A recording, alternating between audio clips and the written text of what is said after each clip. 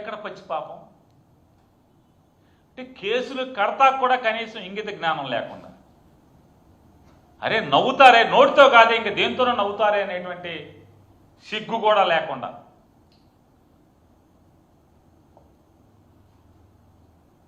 పిన్నెల్లి రామకృష్ణారెడ్డి ముద్దాయి అక్కడితో ఆగలా ఆ కారు వేసుకుని ఈ జోలకంటి బెమ్మారెడ్డి అదే స్టీరింగ్ తిప్పుకుంటా సరాసరి చంద్రబాబు ముఖ్యమంత్రి చంద్రబాబు ఇంటికి వెళ్ళిపోయి చంద్రబాబుతో ఫోటో తీయించేస్తాడు మా వాడు కారు కొనుక్కున్నాడు పార్టీగా మీ దగ్గరికి వచ్చాం చూడండి దొంగ చూపులు చూస్తున్నాడు చూడండి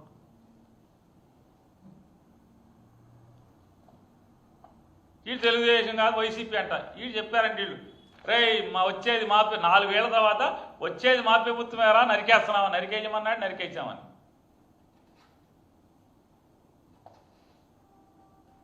వచ్చేది మా వైసీపీ ప్రభుత్వమేరా అని నరికినప్పుడు జీబు గుద్ది కింద పడ్డాక రాళ్లతో కొట్టి చంపి ఆ తర్వాత జీబులోంచి కత్తులు తీసి బెదిరిస్తా కత్తులు తీశారంట చంపిందేమో రాళ్లతో అంట జీబుతో గుద్దారు కింద పడ్డ వాళ్ళని రాళ్లతో కొట్టి చంపారు కత్తులు తీసి అరే వచ్చేది మా వైసీపీ ప్రభుత్వమేరా మా రామకృష్ణారెడ్డి చెప్పాడు చంపేశాంరా ఏమొచ్చినా మాకు చూసుకుంటాడరా రామకృష్ణారెడ్డి ఇది పచ్చి పాపం కాదా అని అడుగుతున్నా ఈ పాపాలు మీరు మూట కట్టుకోవట్లేదా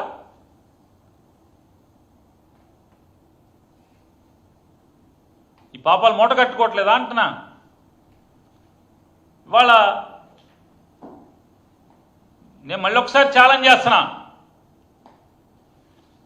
ఈ ముద్దాయిల్లో ఎవడైనా ఎప్పుడన్నా వైఎస్ఆర్ కాంగ్రెస్ పార్టీ జెండా పట్టాడా ఎప్పుడన్నా 2012లో పార్టీ పెట్టిన దగ్గర నుంచి ఇవాళ దాకా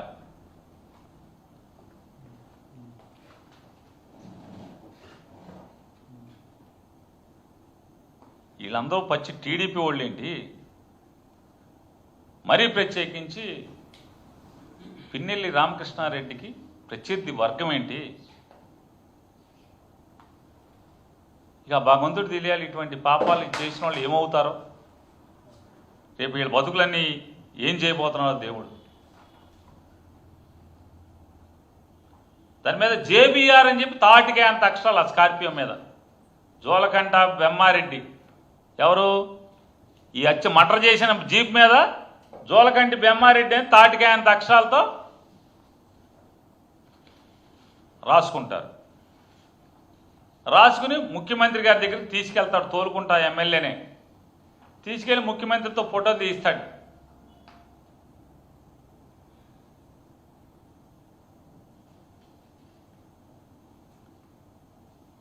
భగవంతుడు చూస్తూ ఊరుకుంటాడా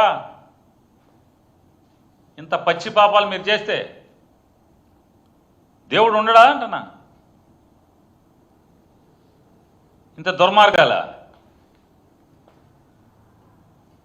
మర్డర్ కేసుల్లో అసలు ఎవడన్నా నవ్వుతాడని కూడా లేకుండా టీడీపోళ్ళు కొట్టుకు చంపుకోవడం ఏంటి వాళ్ళు చంపుకు చేస్తే వైసీపీ మాజీ ఎమ్మెల్యేని ముద్దాయి ఏంటి చూశారు కదా ఎఫ్ఐఆర్లో ఆడేం మాట్లాడతాడు అది చెప్పాడంట ఈ అంతులేని పాపాలకి సంవత్సరమైనా కూడా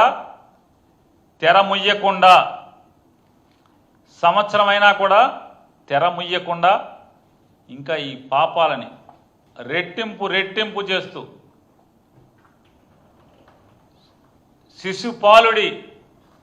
శిశుపాలుడి పాపాలు చేసినట్టుగా లెక్కకు మిక్కిలిగా మీరు రెట్టింపు చేసుకుంటూ పోతున్నారు.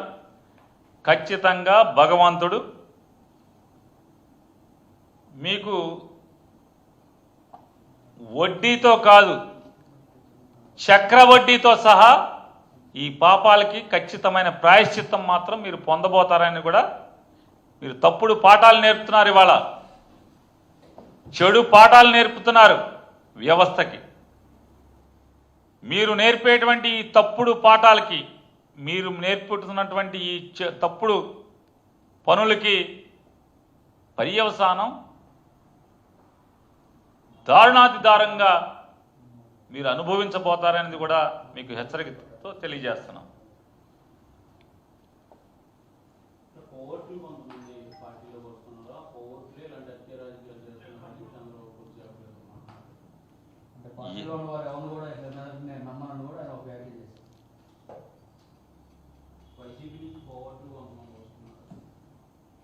నిజంగానే రామారావు గారికి కనుక స్పృహ ఉంటే అసలు ఇటువంటి పెద్ద కోవటాలు చంద్రబాబు నాయుడు అనేవాడే కాంగ్రెస్ పార్టీ నుంచి ఎన్టీ రామారావు కాళ్ళ దగ్గరికి చేరినటువంటి పెద్ద కోవట్టు.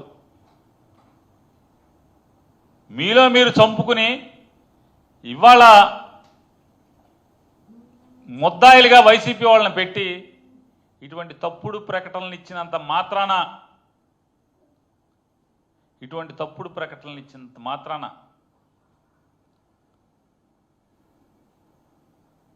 ఈ పాపాల నుంచి చంద్రబాబు నాయుడు నీ ప్రభుత్వం లేదా మీరు కానీ కడిగి వేయబడజాలరు అనేది గుర్తుంచుకోమని చెప్పని హెచ్చరిక జారీ చేస్తూ నాడు ఎన్టీ రామారావుకి వెన్నుపోటు పొడిచి ఆయన కాళ్ళు పట్టుకుని కుర్చీలోంచి కిందకి ఈడ్చావు కాబట్టే ఇవాళ ఎన్టీ రామారావు గారి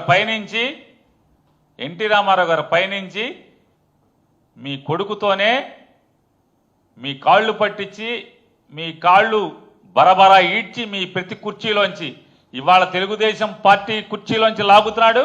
రేపో మాపో ముఖ్యమంత్రి కుర్చీలోంచి కూడా లాగే రోజు తొందరలోనే వస్తుంది. ఎన్టీ రామారావు గారి పైనుంచి ఆనంద బాష్పాలు, ఆయన ఆత్మ ఆనంద బాష్పాలతో తడిసి ముద్దవుద్దని చెప్పని కూడా మీకు తెలియజెప్తున్నాం.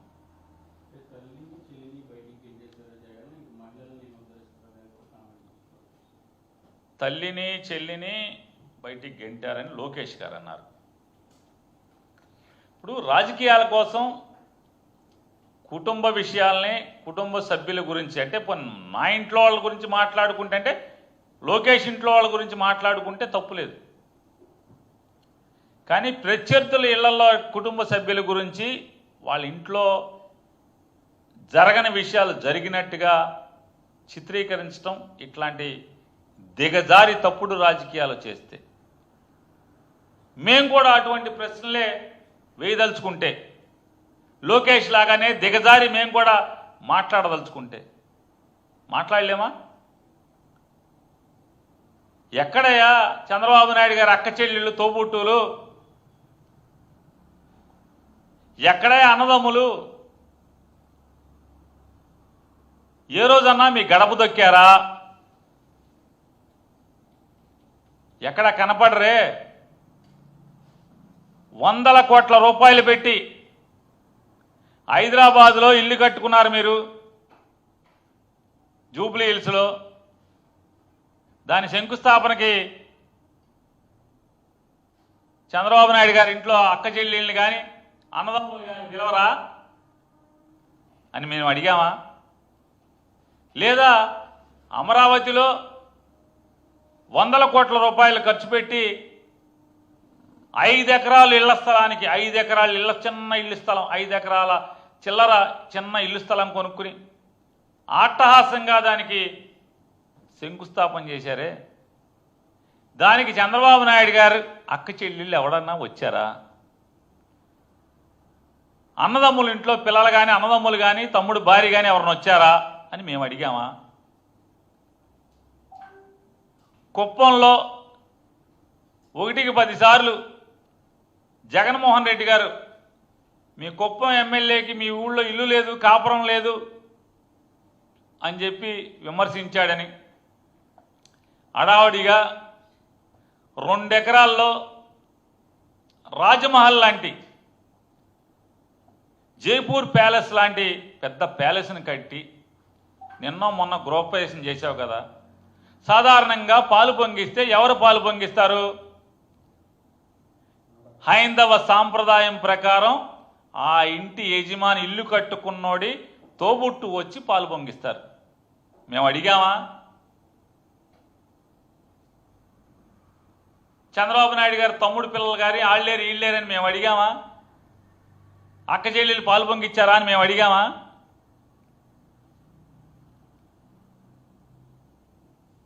కాబట్టి ఇట్లాంటి తప్పుడు మాటలు రాజకీయాల్లో మానేస్తే మంచిది.